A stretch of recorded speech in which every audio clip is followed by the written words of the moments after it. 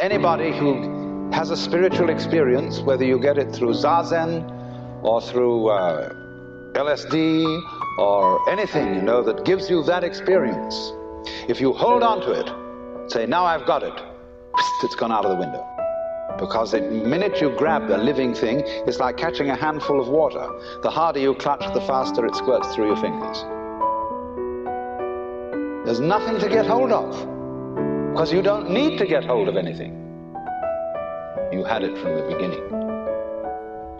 Of course, you can see that. But it requires that there be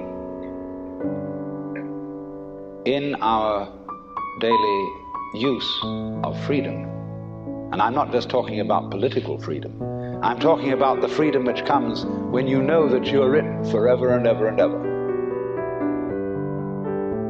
And when you know that and you've seen through the whole mirage,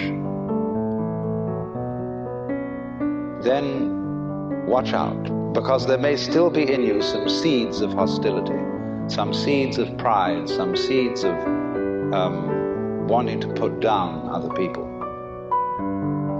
or wanting just to defy the normal arrangements of life. So that is why in the order of a Zen monastery, various duties are assigned. The novices have the light duties, and the more senior you get, the heavy duties. For example, the Roshi very often is the one who cleans out the benjo, the toilet. And everything is kept in order. There is a kind of beautiful, almost princely asceticism.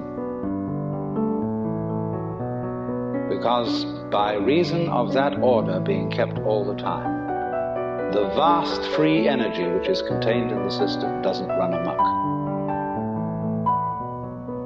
The understanding of Zen, the understanding of awakening, the understanding of,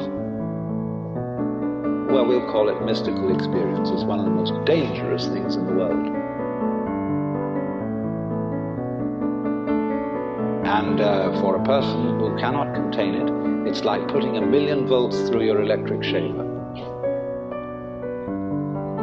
You blow your mind and it stays blown.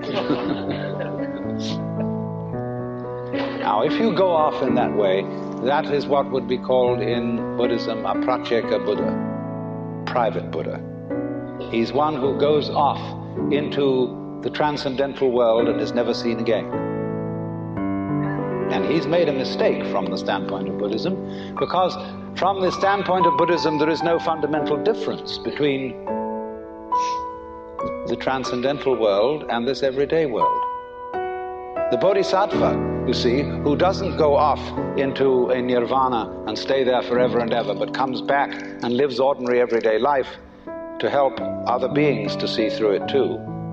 He doesn't come back because he feels he has some sort of solemn duty to help mankind and all that kind of pious cant. He comes back because he sees the two worlds are the same.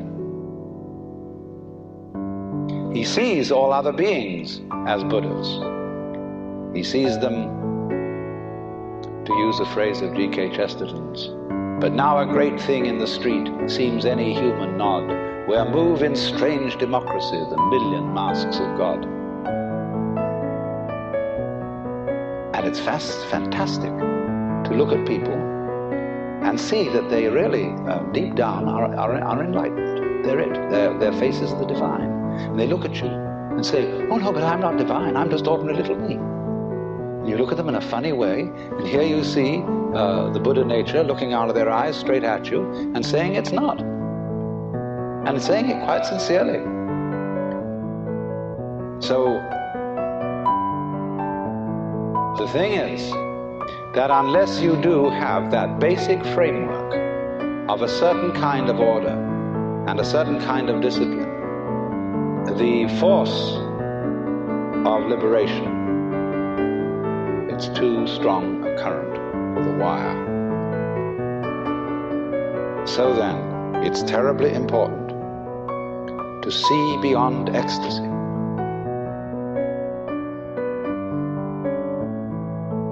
the world as seen in an ordinary, everyday state of consciousness.